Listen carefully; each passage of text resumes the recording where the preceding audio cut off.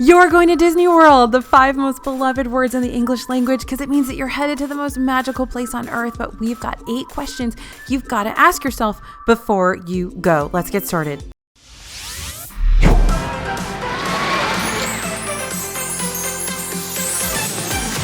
Hey everybody, it's AJ for Disney Food Blog. Just like any vacation, there's plenty of planning and preparation involved with a Walt Disney World vacation. Probably even more so, honestly, these days. And we've got the questions you need to ask yourself before you go to the most magical place on earth. Number 1, this one's pretty obvious. Does it work with my budget? There's no arguing that Disney is expensive, but there are some major factors that can determine how your experience can better fit into your budget.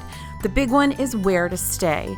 The major question here is whether it makes more sense to stay on-site versus off-site. So if the rack rates for on-site hotels don't fit within your budget, there are some other great options in the area around Walt Disney World. Currently, Disney's partnered with a number of hotels in the immediate vicinity. Those offer the same great benefits as staying on property. That includes access to extra magic hours, as well as the ability to book your Fast Pass reservations up to 60 days in advance. Now, while they do not provide the Magical Express transportation option to and from the airport, they do provide transportation to the parks, so you can forego a rental car if that is your only reason for having it. Now, several of these hotels are also in the Disney Springs area, which adds a benefit all of its own. A lot of these hotels are actually within walking distance of the Springs, so you can enjoy some added time there that you might not otherwise be able to. If the Disney partner hotels aren't in your budget, there are also numerous other options in the Orlando area. You're in the theme park capital of the world, so you won't find a lack of hotels here. There's lots of different price points. Another question to consider with your budget question is if it makes more sense to get a park hopper or a single day ticket. While a park hopper is going to give you the added convenience of being able to visit whatever park you want, whenever you want, it is also more expensive than buying those single day tickets. If the park hopper doesn't fit in your budget, looking at a single day ticket could be worth your time. You'll still get to visit all the amazing parks, but we'll just plan your day around doing as much as you can at that one park each day. And always remember, you can upgrade to a park hopper if you find that you really need to. Food is another factor to consider when it comes to planning out your budget. Here at Disney Food Blog, we know what it's like to eat it all at Disney. And with Disney World's food prices, it can be stressful trying to figure out how to keep yourself on a budget food-wise at the parks. For some great tips on making a budget for your food on your Disney trip, be sure to check out that DFB guide for tips, tricks, best ofs, and more that are going to make budgeting out your Disney food a breeze. Don't forget you can pick up DFB Guide over at dfbstore.com. And our DFB Guide is also going to take you through the ins and outs of the Disney dining plans, so you can determine if that should be the best option for your budget or not. Second major question you got to ask yourself before you go to Disney World: what time of year should I go? There are a lot of factors to consider when it comes to determining that time of year and when you're going to take your vacation. If you're looking to visit during a less crowded time of year, you're going to want to avoid major holidays or times of the year where the kids are off from school. That's why we recommend months like September and October for slightly quieter time at the most magical place on earth. We also like January and early February, where you're not going to run into such hot weather. Another factor to consider is what is going on at the parks at the time of year you're planning out your trip. Festivals at Epcot are a huge consideration, so you want to ask yourself, is there a specific festival that you want to see and experience? Do you want to avoid the festivals altogether? There are festivals going on at Epcot for a large chunk of the year, so make sure you check out all the dates that each one is happening to plan accordingly. Now, to make your planning even easier, check out our video on the best times to go to Disney World this year. We've done a whole video on it telling you all the things to take into consideration, and that's going to take you into more details about the times of year we recommend taking your Disney vacation this particular year based on ride and attraction openings, crowd levels, and more. All right, third question you got to ask yourself: how much Disney can you really take? Now, we had to say it. Orlando is the theme park capital of the world, and believe it or not, there are places to visit other than Disney World there. So when thinking about this question, you really want to consider how long you need to enjoy everything you want out of your Disney trip, and think about whether you also want to visit another theme park. If you want to experience everything that all of Disney World has to offer, you're going to need at the very least like a week at least to do so. But if you decided you just want to do 2 parks at Disney, Disney or park hop and spend 2 days there, that's something you'll want to determine ahead of your trip. We know a lot of people visit Orlando to visit Universal or SeaWorld along with Disney. So if you want to include multiple destinations, plan out how much time you'll need to enjoy everything you want to do at each location. Do you think you can get everything done at Universal in a day? Do you just want to go to Harry Potter and then spend the rest of your time at Disney? Or do you want to alternate days so you space out your Disney magic? If you do decide to visit multiple theme parks, you're going to want to figure out a few factors. One is how it ties into your budget. Do you want to just spend a day at another park and the rest of the time at Disney? Or do you really want a few days to take each of them in? Another factor to consider is what multiple theme parks will determine for where you're staying. If you know you want to stay at a Disney World resort but plan on visiting multiple theme parks, it could be worth just staying at the on-property resort for the Disney part of your trip and relocating for the remainder. Our next question you got to ask yourself before you go to Disney World: do you have the right shoes? I'm not even joking. We say this from past experience, lots of past experience. When you're visiting Disney, it is essential to make sure you have the right shoes. Even though I have been going to Disney for so many years, 30 years, 40 years, I don't even know how long now.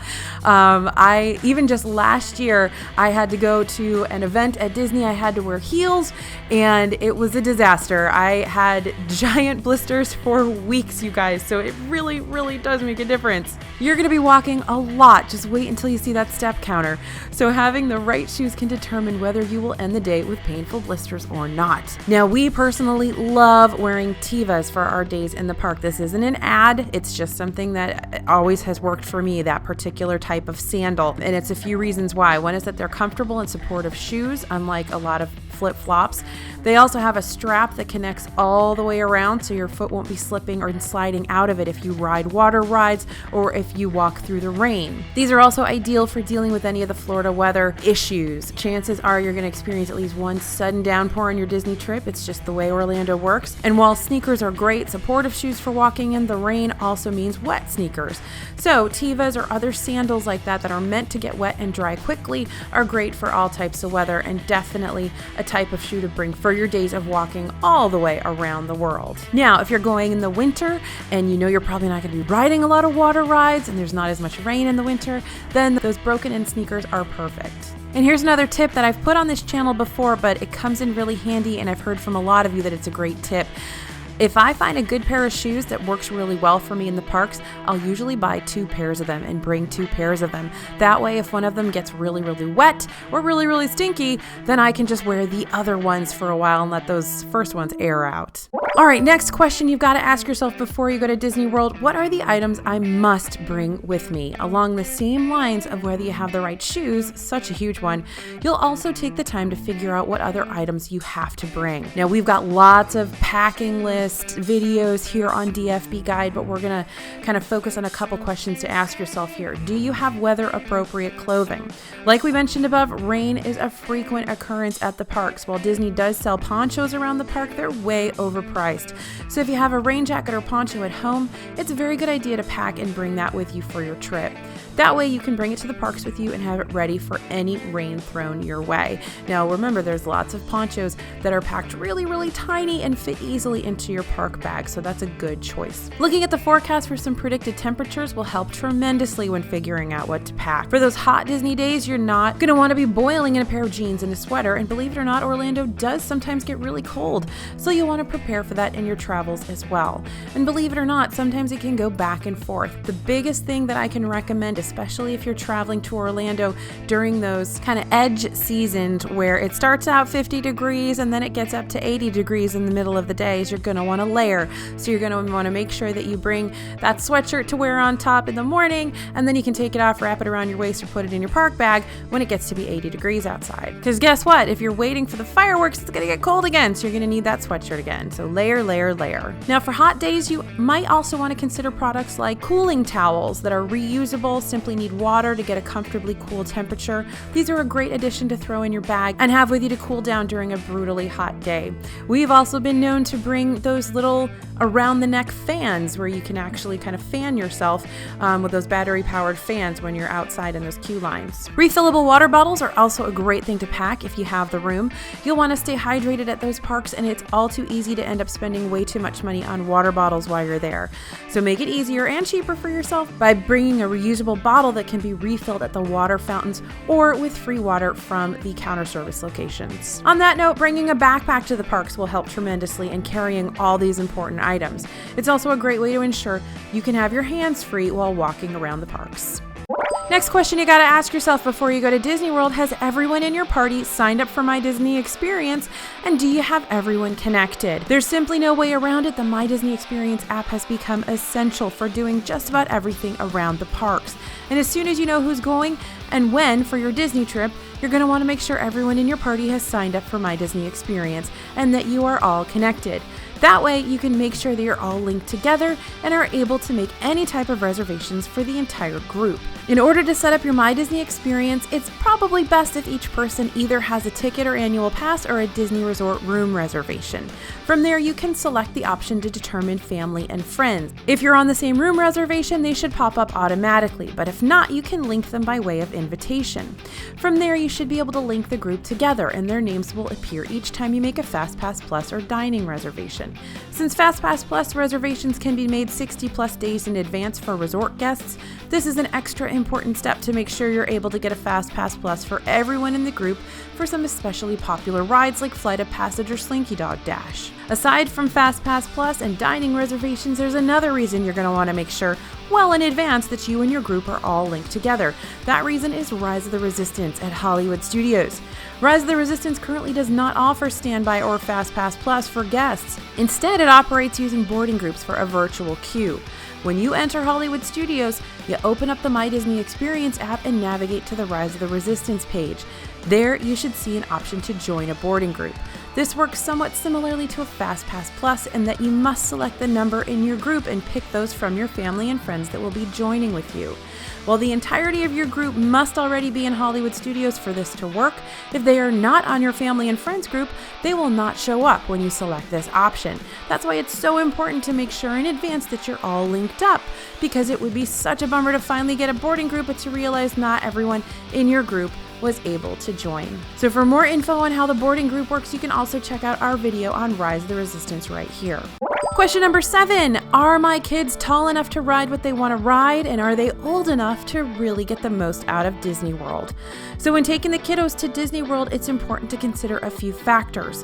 One is, are they old enough to get the most out of Disney World? And if they are they tall enough to ride the attractions they want to ride? Let's focus first on whether the kids are old enough to get the most out of your Disney trip. Now, this is a matter of great controversy. Lots of people will say, doesn't matter what age the kids are, they can get so much out of the magic.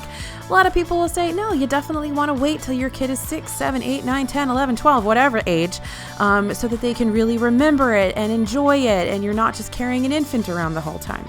Now, what we say here at DFB is that it's up to you and it's up to your child.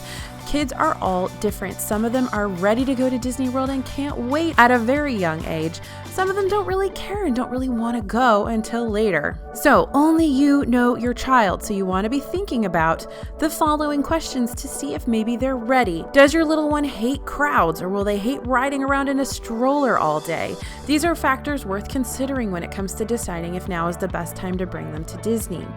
If you're primarily planning your trip for your kids, it's also worth considering, are they old enough to really get enjoyment out of it?